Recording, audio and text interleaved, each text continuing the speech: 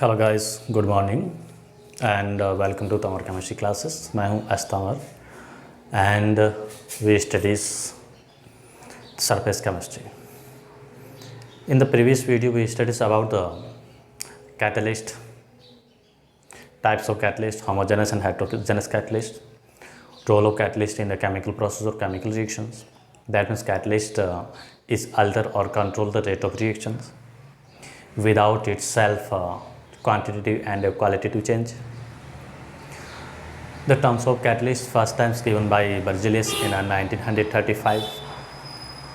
Yes, homogeneous catalyst and heterogeneous catalyst, etc.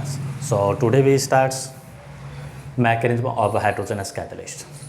Yes, heterogeneous catalyst होता है, उसकी mechanism क्या होती है, कैसे होती है, तो हमें ये चीज़ लर्न रखनी है। हेटेरोजेनस कैटलिस्ट होता है, स्पेशली इसमें हम क्या कर रहे हैं, सॉलिड के फॉर्म में कंसिडर करते हैं। सॉलिड जो है हेटेरोजेनस कैटलिस्ट लाइक काम कर रहा है, और वो क्या कर रहा है, गैसेस एंड लिक्विड है, इसको क्या करता है, अपनी सरफेस पे क्या करता है, एडजॉर्ब करता है। अब इसके एडजॉर्ब करने की मैकेनिज्म होती है, क्या होती है, कैसे होती है, उसको अपन स्टडी करते हैं, देखते हैं। Yes, gases or liquid is adsorbed on the surface of solid catalyst.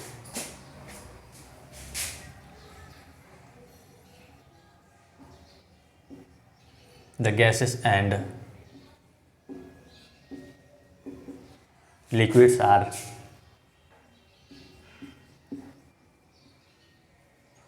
adsorbed on the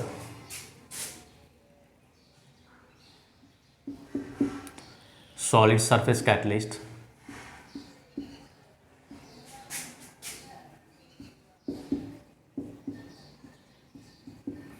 तो यहाँ पे सॉलिड क्या करता है, लिक्विड एंड गैसेस के लिए एक सरफेस प्रोवाइड कर रहा है, एक कैटलिस्ट का काम कर रहा है। इसकी मैकेनिज्म है, this mechanism is work on the basis of heterogeneous catalyst, that means solid is act as a heterogeneous catalyst. In this process,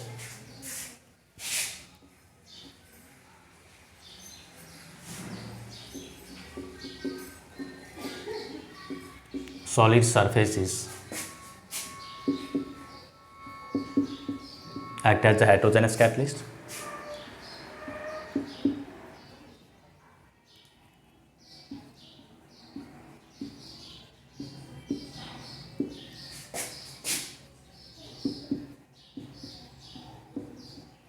ये हेटेरोजेनस कैटलिस्ट, इसके मैकेनिज्म को हम एक्सप्लेन कर दो क्या होता है। इस प्रोसेस होता है, this process is complete into 5 steps.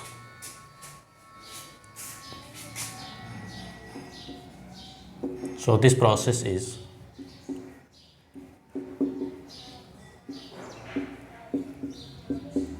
completed into 5 steps.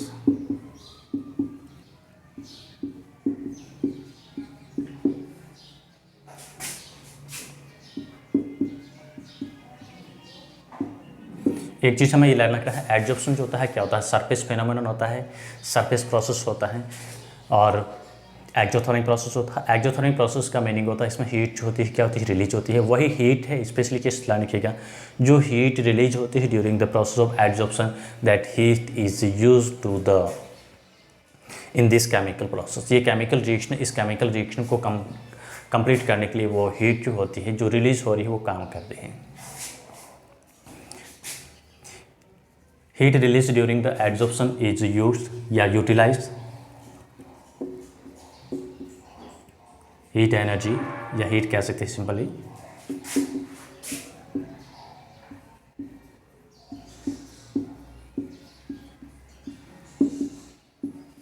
During the adsorption. Chemical question पूछ सकते हैं कि वो हीट कहाँ जाती है। जो केमिकल प्रोसेस होता है, कैटलिस्ट की सरफेस पे जो केमिकल प्रोसेस होता है, उस केमिकल प्रोसेस को कंप्लीट करने के लिए वो हीट काम आती है।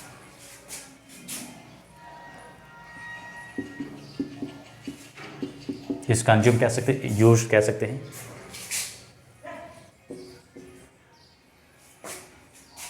Is used in the proceed of chemical reaction.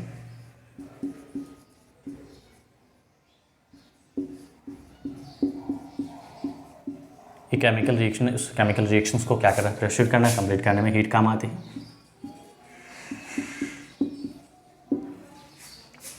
हमें ये पढ़ा कि हेटेरोजेनस जो कैटलिस्ट होता है इसके मैकेनिज्म होते हैं क्या होती है, 5 स्टेप में कंप्लीट हो रही है। अब इसमें 5 स्टेप से सबसे फर्स्ट स्टेप जो होता है क्या होता है, ये जो 5 स्टेप्स होते हैं क्या होती है, फॉलोइंग होती है। There are following 5 steps.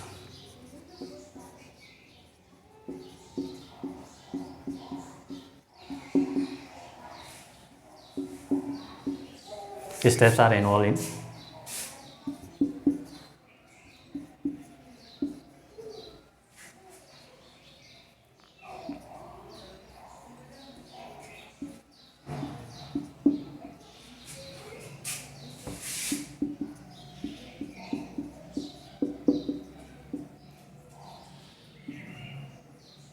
Adsorption.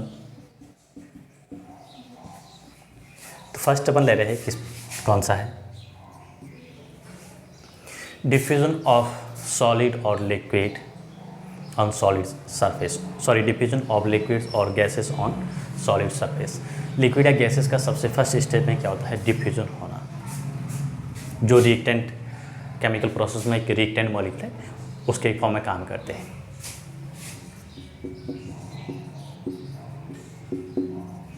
Diffusion of reactant molecules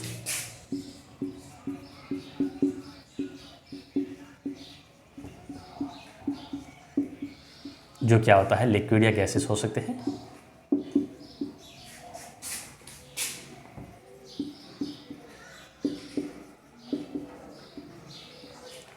yes, on catalyst surface.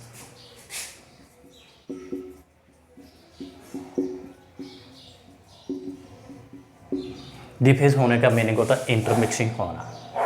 Simply diffusion का मीनिंग क्या होता है, इंटरमिक्सिंग होना। 2 and more than 2 सब्सटेंसेस उसका क्या होना, इंटरमिक्स होना, उस प्रोसेस को बोलते हैं डिफ्यूजन बोलते हैं। स्टेप सेकंड जो होती है इसमें क्या होता है, एडजॉर्प्शन होना। रिएक्टेंट जो मॉलिक्यूल है, रिएक्टेंट मॉलिक्यूल का सॉलिड सरफेस से क्या होना, एडजॉर्प्शन होना।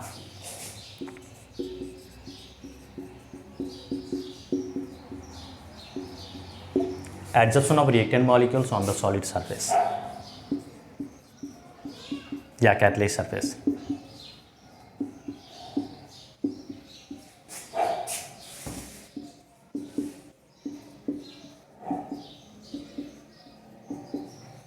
कैटलिस्ट सरफेस पे रिएक्टेंट मॉलिक्यूल्स का एडजॉर्ब होना।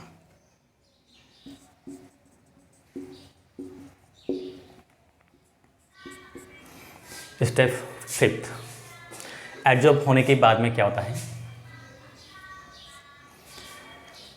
इंटरमीडिएट का बनना।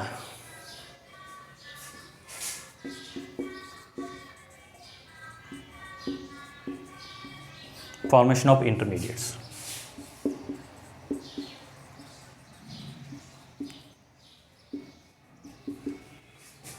रिएक्टेंट मॉलिक्यूल्स होते हैं आपस में कंबाइन होकर क्या करते हैं, कैटलिस्ट के सरफेस पे क्या करते हैं, इंटरमीडिएट बनना। इंटरमीडिएट बनने के बाद में फोर्थ स्टेप में क्या होता है, ये प्रोडक्ट है, इस प्रोडक्ट में कन्वर्ट होना।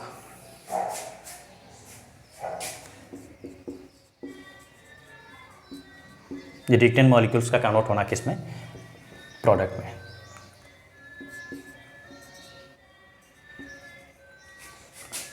Conversion of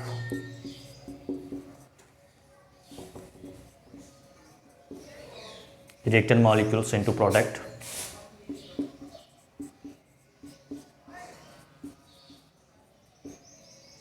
on the catalyst surface.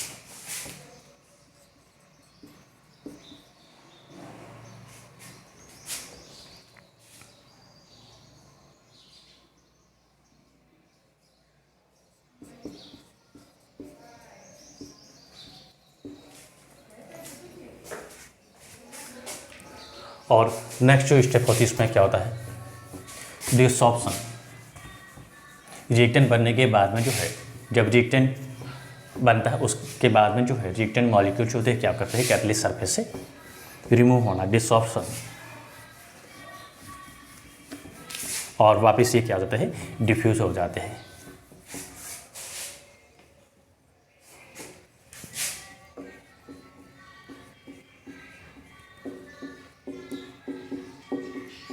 Desorption of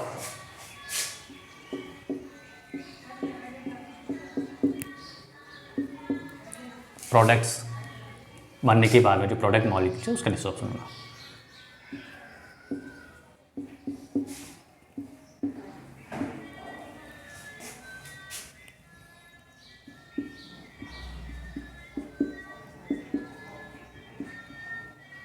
catalyst surface,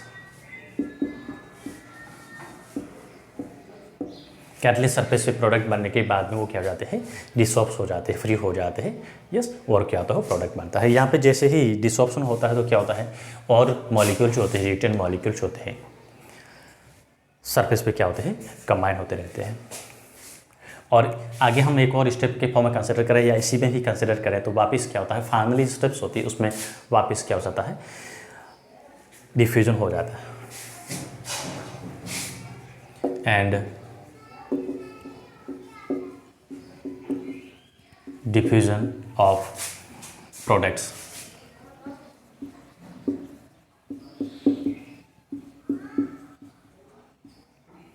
molecules, वापस प्रोडक्ट मॉलिक्यूल जो है डिफ्यूज हो जाते हैं। कहाँ पे, कैटलिस्ट की सरफेस पे नहीं, बाहर का जो उसके प्रोडक्ट्स स्पीसीज ऑलरेडी पहले से जो अवेलेबल है उसके साथ में उसका क्या होना, मिक्स होना।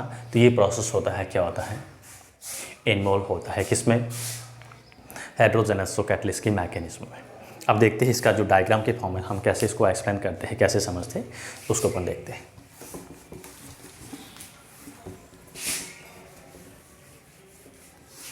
ये थ्योरी थी इसकी, इंपॉर्टेंट है, 3 मार्क्स के फॉर्म में क्वेश्चन जो पूछ सकते हैं आप लोगों को। यहाँ पे मैं कैटलिस्ट ले रहा हूँ,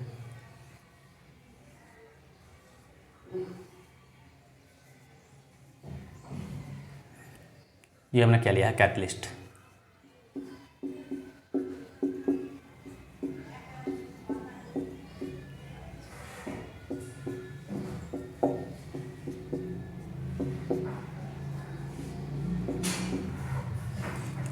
यस, ये क्या है, कैटलिस्ट सरफेस है और क्या इसकी free balances, catalyst surface having free balances. First जो प्रोसेस अपन ले रही है,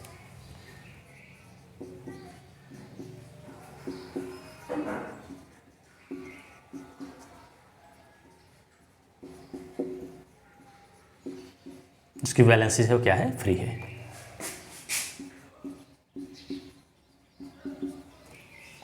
यस,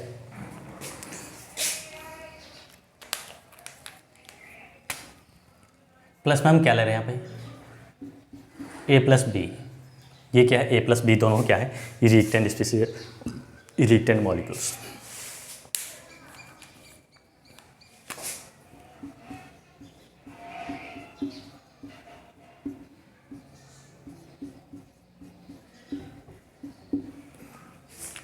अभी रिएक्टेंट मॉलिक्यूल्स क्या होते हैं, कैटलिस्ट की सरफेस पे क्या होता है, इनका डिफ्यूजन होना, डिफ्यूजन होने के बाद में क्या होता है, इनका एडजॉर्प्शन। ये रिएक्टेंट मॉलिक्यूल्स होते हैं, कैटलिस्ट की फ्री बैलेंसेस होती है। इस फ्री बैलेंसेस के साथ में पहले क्या होते हैं, फर्स्ट सिस्टम मैंने डिफ्यूज लिखा था, डिफ्यूज होने के बाद में वापस ये क्या होते हैं, एडजॉर्ब हो जाते हैं।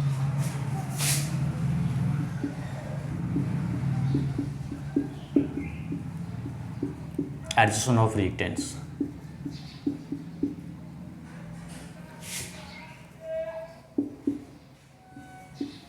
on catalyst surface।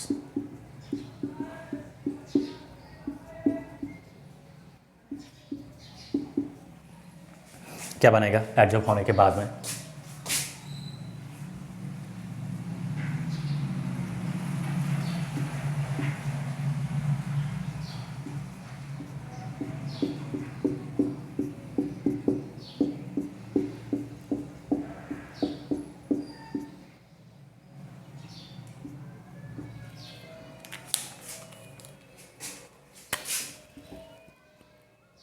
A and B। Yes, क्या होगी, एडजॉर्ब होने के बाद में वापस ये क्या बना, A और B। इसके बाद में वापस और क्या होता है इसमें,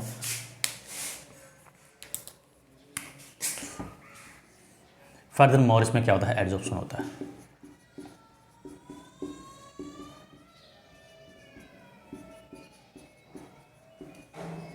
और यहाँ पे हमें क्या मिलता है, एक इंटरमीडिएट जो स्टेप्स मिलती है, ट्रांजिशन स्टेज जिसको बोलते हैं।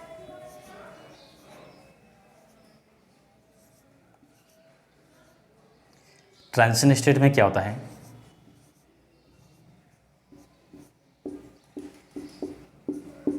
एक ऐसी स्टेप जो होती है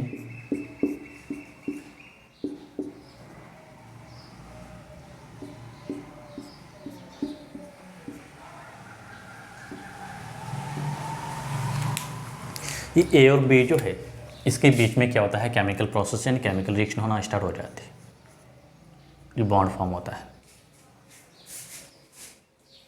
यस, ये क्या होता है, बॉन्ड फॉर्म हो जाता है। एक ट्रांजिशन स्टेट जो होती है क्या होती है, इसमें ये बॉन्ड फॉर्म होता है, तो इसको बोलते हैं ट्रांजिशन स्टेट इंटरमीडिएट्स।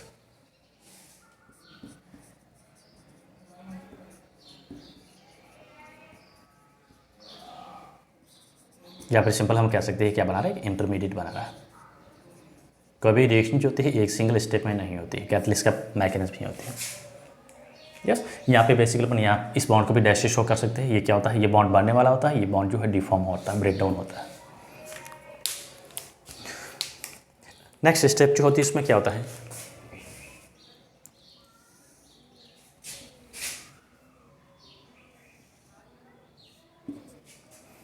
अब यहाँ पे इंटरमीडिएट प्रोडक्ट रिएक्टेड कॉम्प्लेक्स बन रहा है। यस, डिसऑप्शन होना, यहाँ पे क्या हो गया, जब इंटरमीडिएट कंप्लीटली बन जाता है तो ये बॉन्ड जो होता है क्या होता है, डिसऑफ होता है, वापस ब्रेक डाउन हो जाता है।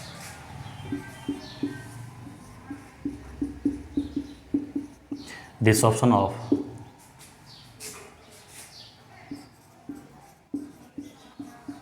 Product molecules from catalyst surface. अब यहाँ पे ये प्रोडक्ट में कन्वर्ट हो रहा है या कन्वर्ट हो गया है, उस केस में वापस ये क्या हो जाता है, डिसऑफ हो जाता है, फ्रीज हो जाता है।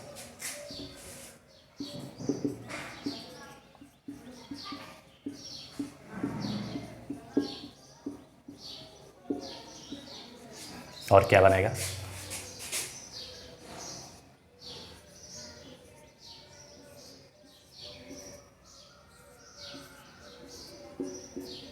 कभी कभी मैकेनिज्म एक्सप्लेन करने के लिए पूछ सकते हैं।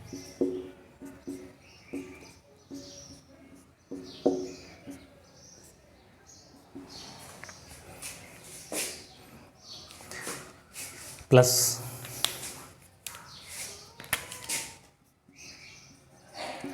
ए बी, परमानेंटली इसके बीच में ए बी की क्या बनता है, बॉन्ड बन जाता है। यहाँ पे कोई बॉन्ड नहीं है। This is a catalyst. अब कैटलिस्ट हमने जैसा लिया था, जितना लिया था वैसा का वैसा है। अब देखिए ये नहीं कहना है कि यहाँ पे जो सर 4 ब्लॉक के फॉर्म बना रहा है, यहाँ पे थोड़ी सी स्पेस कम है इस वजह से बना रखा है, ऐसा नहीं है। यहाँ पे कम एक लेयर जो होती है कम होती है, ऐसा नहीं होता है। दिस इज कैटलिस्ट और ये क्या है, दिस इज प्रोडक्ट। कैटलिस्ट है, उसकी क्वांटिटी एंड क्वालिटी में कोई चेंज नहीं होता। इसकी क्या है, मैकेनिज्म हेटेरोजेनस कैटलिस्ट की। एक बार दोबारा समझ लीजिएगा, ये क्या है, कैटलिस्ट सरफेस है। कैटलिस्ट सरफेस की वैलेंसी कैसी होती है, फ्री वैलेंसीज होती है।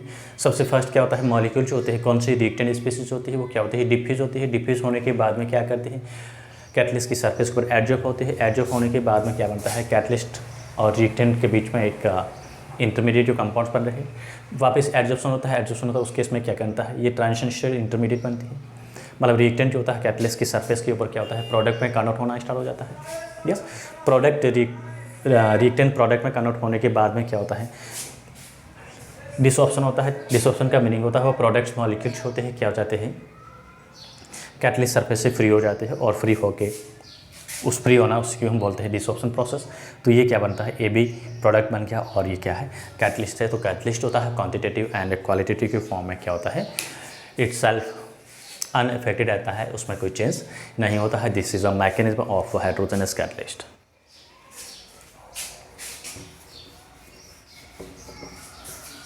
This is a mechanism of heterogeneous catalyst. अगर हम कैटलिस्ट की प्रॉपर्टीज को देखें तो कैटलिस्ट किस पे डिपेंड करता है, नेचर और एक्टिविटीज, इसको देखते हैं।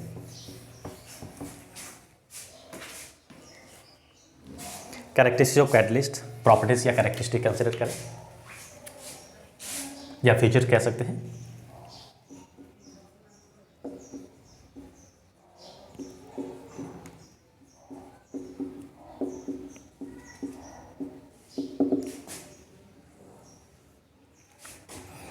फर्स्ट फीचर हम कंसिडर करते हैं उसकी एक्टिविटीज।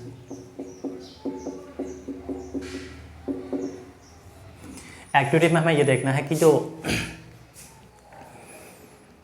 फाइनल डिवाइडेड सब्सटेंस होता है, केमिसॉर्प्शन जो होता है, जिसमें केमिकल एब्जॉर्प्शन जो होता है वो क्या होता है, ज़्यादा इफेक्टिव होता है। एक्टिविटीज़ होती है उसकी क्या होती है, हाई होती है।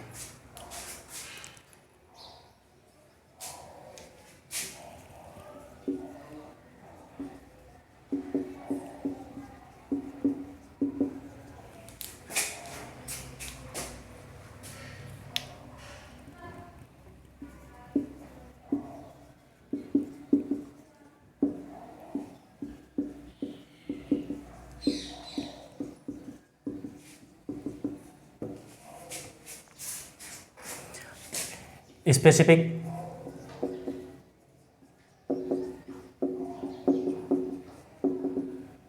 कैटलिस्ट होते हैं हाईली स्पेसिफिक नेचर के होते हैं। स्पेसिफिक नेचर का मीनिंग होता है पर्टिकुलर कैटलिस्ट होता है, पर्टिकुलर रिएक्शन के लिए ही काम होता है। ऐसा नहीं एक ही कैटलिस्ट है वो सभी रिएक्शन के लिए हम कंसिडर कर सकते हैं। तो कैटलिस्ट क्या होते हैं, हाईली सेलेक्टिव नेचर के होते हैं, स्पेसिफिक नेचर के होते हैं। तो particular catalyst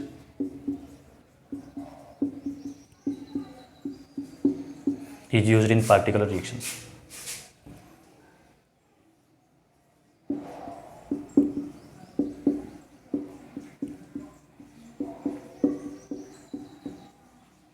yes, particular reaction के लिए हमें पार्टिकुलर कैटलिस्ट चाहिए होता है।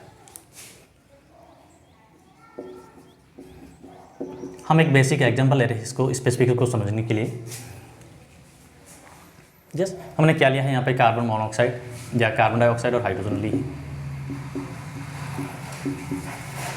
फर्स्ट केस में हमने क्या लिया है, निकल कैटलिस्ट लिया।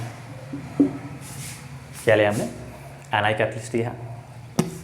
प्रोडक्ट यहाँ पे हमें मिलेगा, क्या मिलेगा, मीथेन मिल रहा है गैस। सेकंड केस में भी सेम ले रहे हैं, CO2 gas and hydrogen gas ले रहे हैं। लेकिन प्रोडक्ट जो है कैटलिस्ट को अपने चेंज कर दिया है, जिंक ऑक्साइड Cr2 O3 थोड़ा सा हीट कर रहे हैं, कैटलिस्ट अपने चेंज कर दिया है। तो क्या बनेगा, इथेनॉल वाला कैटलिस्ट चेंज कर दिया, प्रोडक्ट क्या बना, अलग बना है। थर्ड केस में सेम ही रिएक्शन है, that means reactant species same ही है।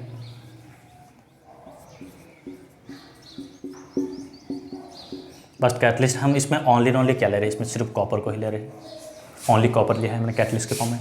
क्या बनेगा, तो फर्स्ट केस में क्या हो रहा है, रिडक्शन हो रहा है। निकल जो हमने लिया है क्या कर रहा है, यहाँ पे रिडक्शन हो रहा है ओनली। यहाँ पे क्या हो रहा है, ऑक्सीडेशन हो रहा है, पार्शियली ऑक्सीडेशन हो रहा है। यहाँ पे भी क्या हो रहा है, ऑक्सीडेशन होता है, लेकिन इसके कंपैरिजन क्या होता है, ज़्यादा हो रहा है। तो हमने यहाँ पे कैटलिस्ट चेंज कर दिया है, तो रिएक्शन जो हो रही है वो भी क्या हो रही है, रिएक्शन चेंज हो रही है। मतलब प्रोडक्ट जो है क्या बनता है, डिफर बनता है। ये प्रूव कर रहा है कि कैटलिस्ट होता है कैसा होता है, हाईली स्पेसिफिक या सेलेक्टिव इन नेचर का होता है। यस, थर्ड हम ले रहे हैं, बहुत इंपॉर्टेंट केस है, कई बार क्वेश्चन यहाँ से पूछा हुआ है, सरफेस एरिया।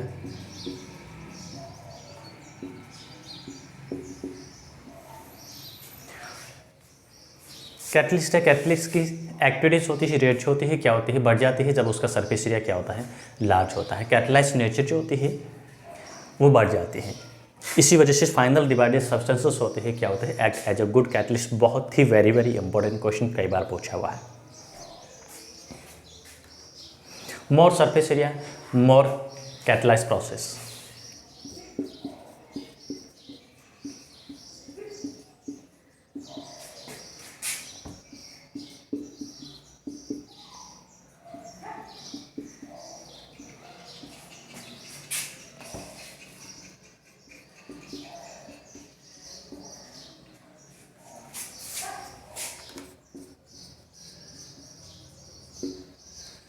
यस, यहाँ पे एक बहुत ही इंपॉर्टेंट जो वैल्यूएबल क्वेश्चन जो क्या बनता है, why final divided substances are act as a good catalyst. जो पाउडर फॉर्म कह सकते हैं, फाइनल डिवाइडेड का मीनिंग होता है उसका पाउडर फॉर्म, वो अच्छा कैटलिस्ट होता है, क्यों होता है, as compare to crystallise face.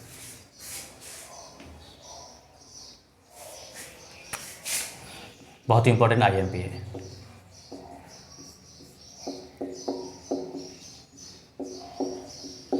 Final divided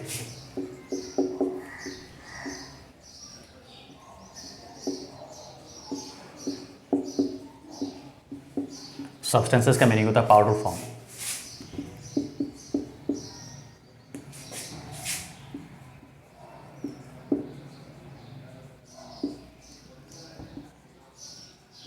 are act as a good catalyst.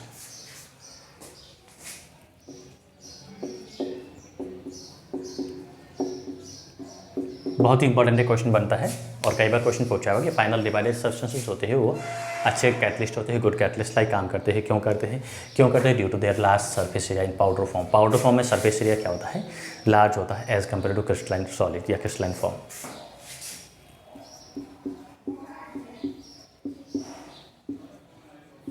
Due to their large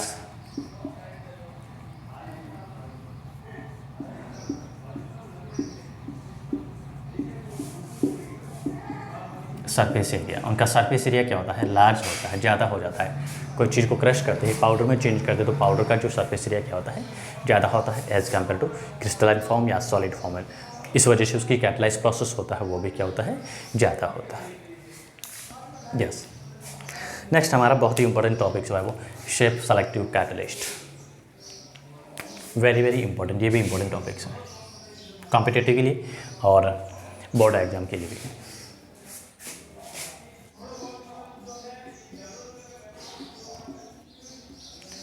shape selective catalyst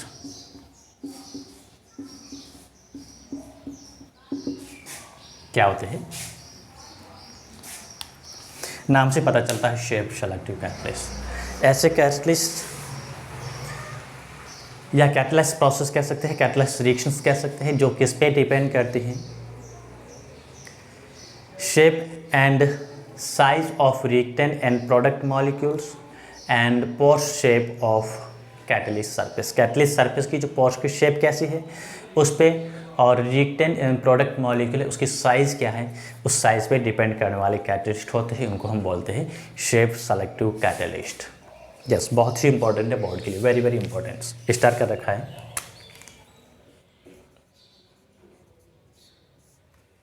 catalyse process या reactions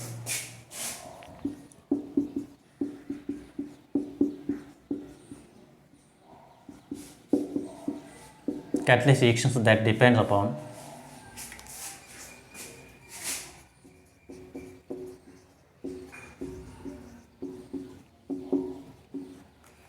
size of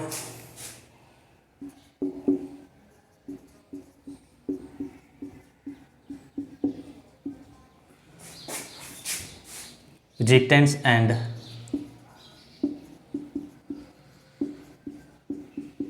products molecules या species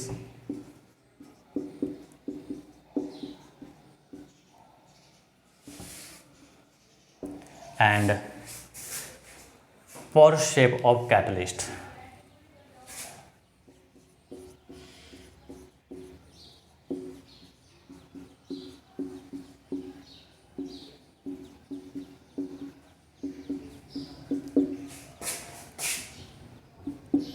Is called shape selective catalyst.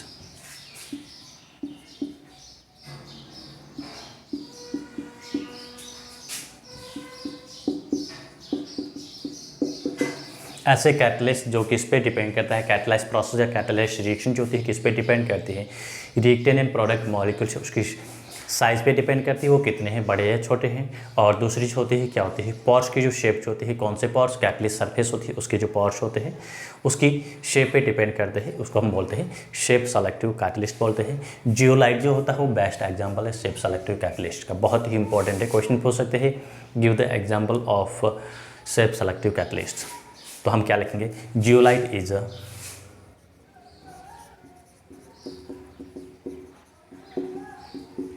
is the best example of shape selective catalyst.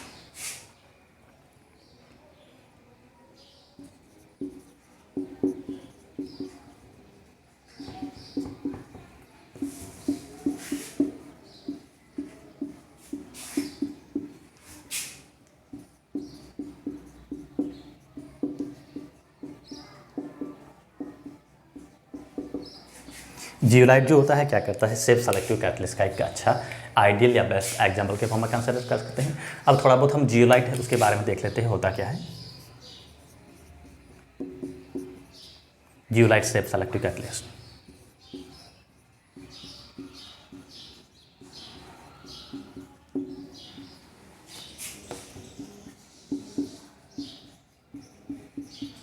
Zeolite जो होता है एक safe selective catalyst होता है। इसकी structure वगैरह इसके बारे में कभी कभार 2 मार्क्स के फॉर्म में क्वेश्चन पूछ सकते हैं, ये भी इंपॉर्टेंट है। इसकी स्ट्रक्चर्स होते हैं कैसे होती है, हनी कॉम्ब लाइक होती है। हनी जो है शहद का जो छत्ता होता है कैसा होता है, स्पंज जो होता है, बहुत सारे इसके पॉर्स होते हैं और पॉर्स की शेप उसमें साइज और शेप जो होती है पार्टिकुलर फिक्स होती है, हेक्सागोनल लाइक ऐसी होती है। तो जियोलाइट जो होता है क्या करता है, ये भी हनी कॉम्ब लाइक स्ट्रक्चर होता है। It is has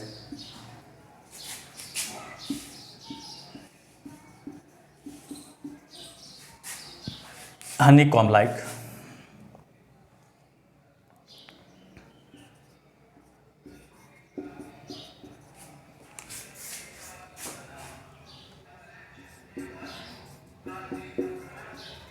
structure which contain aluminum silicate framework या सिलिकेट फ्रेमवर्क होता है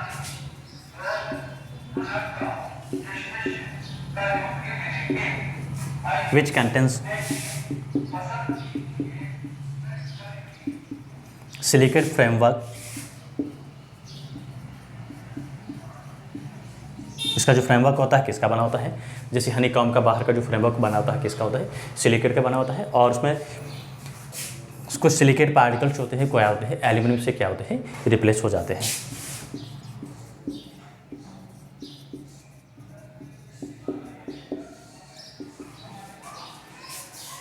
Some silicate molecules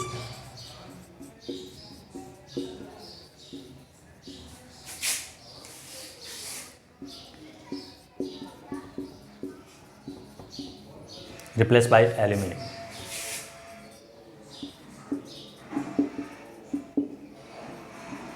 मतलब ये क्या बन जाता है, एल्यूमिनियम सिलिकेट टाइप कंपाउंड्स बन जाता है इस फॉर्म में, ALOSI। इस टाइप का ये फ्रेमवर्क जो है बहुत सारे मॉलिक्यूल्स आपस में जो है कंबाइन होकर ये सिलिकेट का फ्रेमवर्क के फॉर्म है। तो यहाँ पे सिलिकेट होना चाहिए, ऐसा सिलिकॉन होना चाहिए, लेकिन क्या है एल्यूमिनियम ने सिलिकॉन को क्या कर दिया, रिप्लेस कर दिया। इस टाइप का क्या बनता है, ये फ्रेमवर्क बनता है।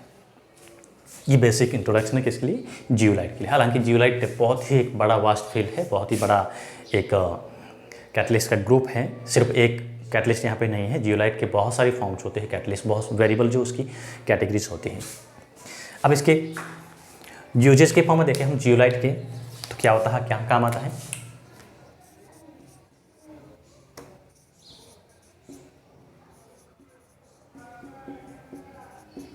यूजेज ऑफ जियोलाइट, इसमें हमें ध्यान रखना है ZMS5 बहुत ही इंपॉर्टेंट केस है।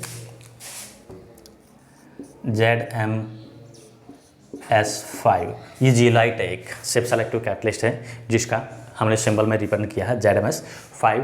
एक क्या है, सेफ सेलेक्टिव कैटलिस्ट यानी जियोलाइट है जो कहाँ पे यूज आता है, पेट्रोकेमिकल इंडस्ट्री में इसको यूज लेते हैं। ZMS5 is used in the petrochemical industries. Competitive exam के लिए क्वेश्चन पूछ सकते हैं, which of the following catalyst is used in the petrochemical industries.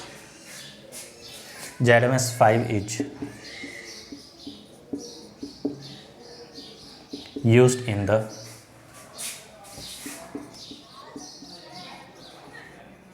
petrochemical industries।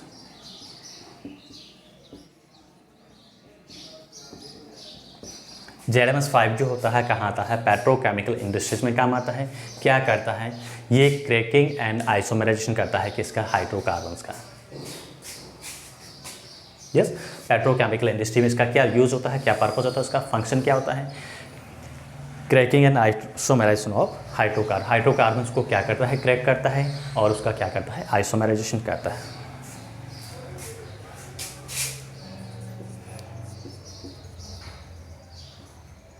Is cracking and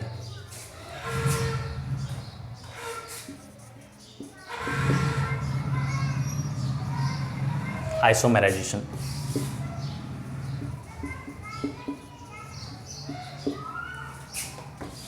of the hydrocarbons।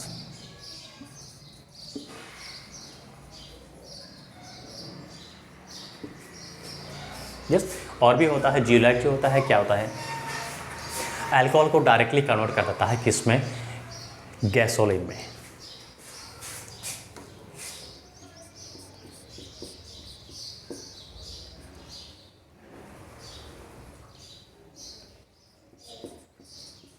Alcohol हमने क्या लिखा है, ZMS5 लिया है, क्या बनाया इसने, गैसोलीन।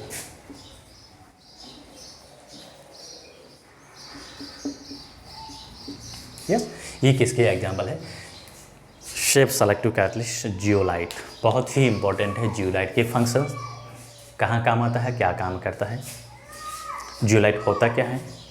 यस, तो इस रिलेटेड जो हमें क्वेश्चन जो है किसी न किसी फॉर्म में जो है पूछ सकते हैं, बहुत ही इंपॉर्टेंट है, बोर्ड एग्जाम के लिए भी इम्पोर्टेंट है और कॉम्पिटिटिव एग्जाम से उसके लिए भी इम्पोर्टेंट है।